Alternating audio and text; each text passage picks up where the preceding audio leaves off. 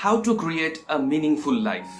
Hello, I'm Ranjan Kumar, founder Mysticfusion International and authentic self-leadership coach. Well, a number of people ask me in my training sessions and coaching sessions as to how they can create a meaningful life, because at some point in their life, they find that they're losing this meaning part of the life. They find that they are so busy in their lives, their time and their energy and their concentration and attention is eaten away or encroached upon by so many things in life, be it their jobs or their anxieties about the future, or their friends or their pastimes, or the best of all, Facebook and YouTube. Now, when everything else is bearing a brunt upon everything personal about your life, then probably at some point you also realize that what kind of a life am I leading, and you find that I don't have a bigger meaning in my life, and hence I should binge watch more of motivational videos and inspirational videos, and I should do something to make sense of this life. And of course this is true, because when this is the case when somebody resorts to a suicide and somebody starts to lose the focus of meaning in life, and they find that they're absolutely doing nothing in this life. And hence at that point of time, when somebody decides that there is nothing that they can do about themselves, or there is nothing that they can do about their life, that is the point when somebody decides to call it a day and quit the game, and they resort to take action on their suicidal thought. Now fundamentally, if you look deeper, why does somebody entertain a suicidal thought? And I'm not telling you this because I know about it. I'm telling you this because I had the experience of this in my own life. There were 3 times in my life when I decided to call it a day and give up, and I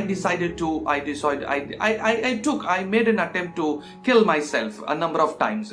And I still, if I go back and look into those days when I tried to kill myself, now I find that at that moment, at that point of time, I found no sense in life. I found that there is something important, something crucial, something most significant missing from my life. And if that's not there, then probably there is nothing else left in this life. And that's what I came to know through this wonderful, amazing book called Man's Search for Meaning by Viktor Frankl, that there is something called as meaning in life. And at that point, I got inspired from this book, and after having read the book and understood the book at a deeper level, I decided to have a meaning in life. Now, there are 2 kinds of thoughts, 2 schools of thoughts to having a meaning in life.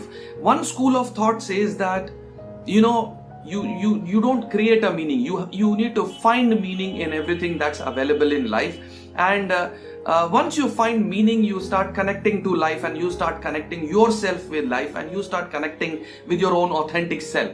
There is another school of thought which says that you don't find a meaning, rather you create a meaning, and you make meaning out of everything that's going on in life. And so you need not wait for the meaning to emerge out of nowhere. Rather you can take action, and you can make meaning of everything that's happening in your life. And that's how you can be proactive, and you can take charge and take responsibility of your own life and your own future. So these are 2 schools of thoughts that I started exploring with. Now, each school has a strong followership, and each school of thought had its own impact on my life, because I was not attached to only one school of thought. Rather, I explored and experimented about what suits me at what point of time. And over the period of last 6 to 7 years, I found that it's very naive and it's very innocent to say that you need to find a meaning or you need to make a meaning, because I found over a period of time that there is no one point of time, or there is no single day in your life when you go without making meaning. The reason is that you look at people around, you definitely make meaning, because there is there is a way that your brain, your mind makes sense of what's happening. And unless you are abnormal, biologically, there is an innate power of making sense of what's happening in your life. And this is not something that you get trained for. Rather, this is something might be hidden for a while because of the contaminated thoughts. But once the contaminated thoughts settle down, you will understand that you have a very natural power, you have an innate power which everybody is born with, to make sense of life around. And we are evolved into beings of making sense of everything that's happening and that's going in your life, unless two things which can prevent it. One is your own overthinking and your contaminated thoughts, and the other is unless there is something biologically wrong with the body and the brain. So then why do people believe that they're losing meaning out of life? It's because we are trained to do that. It's because we are blinded to the fact that we have an innate power of making meaning in life. You look at your family, you look at your finances, you look at your job, you look at your career, you look at your success graph, you look at your relationships, you look at any aspect of your life, and forget about so deep things. I'll tell you, look at any conversation that you had with your mom or your dad or your brother or your sister, and you will see that once, even while the conversation was going on, your brain and mind was doing something. And what was that?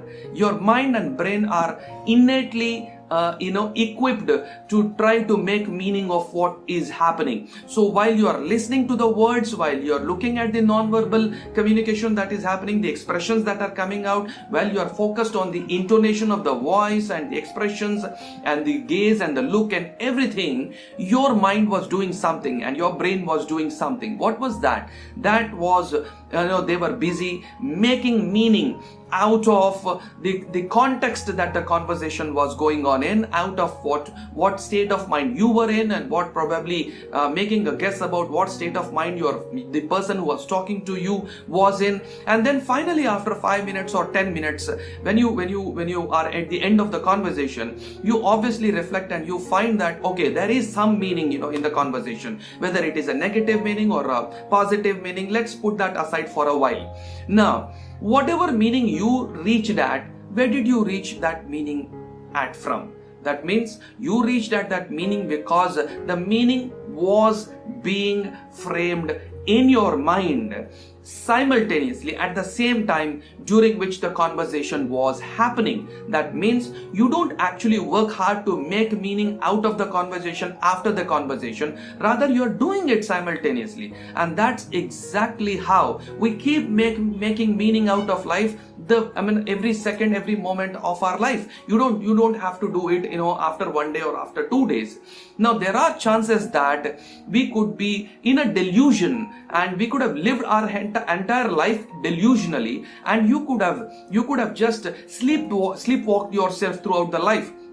And at some time you woke up to the fact that, I know things do not connect to themselves, and maybe there are some missing links, and that I need to sit back and reflect and connect the dots. So yes, that's a right way of doing that also. When you are so busy and so occupied that you didn't pay enough attention to what meaning simultaneously you are creating in a larger sense of life, then you can take a break of a day or a two and spend some time in isolation and solitude and reflect on connecting the dots and making some sense of what has happened in your life in the past and what's happening right now and where are you headed towards.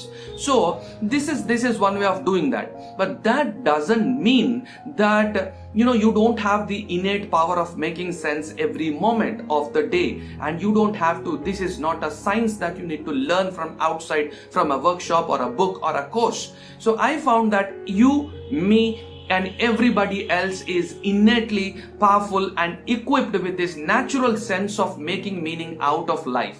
Now how do we understand that? How do we form a positive meaning out of life and a negative meaning out of life? Now, in the last few years, I have understood that most of the times we every time we go back into solitude and start sharing our memories with our friends or our colleagues, it's most of the times that we start sharing about the bad memories or the negative memories or those memories which actually depleted you of your natural energies and your excitement and happiness about life. You keep sharing these memories, keeping them alive. So I'll just say it in very simple, that you keep breathing life into those memories which actually you are sapping your energies from within, and forgetting that you are the one who are doing it, and you are the one who are bringing back these memories to life. You are the one who is breathing life into these memories by sharing them with your friends, and that's how you are keeping them alive. And what are these memories? Well, if you understand this, probably you will have fantastic time exploring more about making meaning in life. And the crucial point to understand is that, what does your bringing back these memories help you? How do they help you in making meaning or making sense of life? It does something most important, and that is it helps you build the premise, the fundamental understanding of what life is, or the fundamental understanding of what the certain thing is that you are thinking about or that you are bringing back the memories of. If you are bringing back the memories of a lost relationship, if you are bringing back the memories of a lost business, if you are bringing back the memories of those old bad days, then probably you are working upon building the premise that something is not good about life, and that most of the part is not happy, not something that can make you happy about life. And that's exactly how we all together build a premise of life, and based on the premise of life that you have, you start making sense of what's happening right now. Now, if most of the premises that you have, most of the fundamental understanding of everything about life that you have, if they are banking upon those old memories that don't work for you or that didn't work for you at that point of time, then probably everything that you will be looking at, something that's happening in your life today will also be negative. Because if a person is talking with you, if you are into a new relationship, but you are entering into this new relationship based on a premise on relationship that you have built, which is linked to some old memories of some relationships that didn't work at that point of time, then the very fault lies with the premise and not with the ability to make meaning out of life. And that's exactly what I need you to understand, that your ability to make meaning in life also is connected to your fundamental understanding of what you are thinking about at this point of time, and where you're drawing upon these memories from. And it's not mandatory, it's not compulsory that you have to dig back into those memories only in a certain perspective. Well, it's you who are in charge of your life at the present moment, and it's you in charge of your thoughts in the present moment. And you can still take time to see if you can look at these memories from a different perspective and help building or help rebuilding that premise based on which you are making sense and making meaning of your present aspects of life. Probably this is a little deeper, but I would want you to listen to it again and sit back and reflect for 10 minutes as to what does it mean to your present relationships, what does it mean to your present career, what does it mean to your present job, what does it mean to your present state of mind, and what does it mean to your life at the deepest level. I hope you are going to enjoy this. Take your own time. Love you.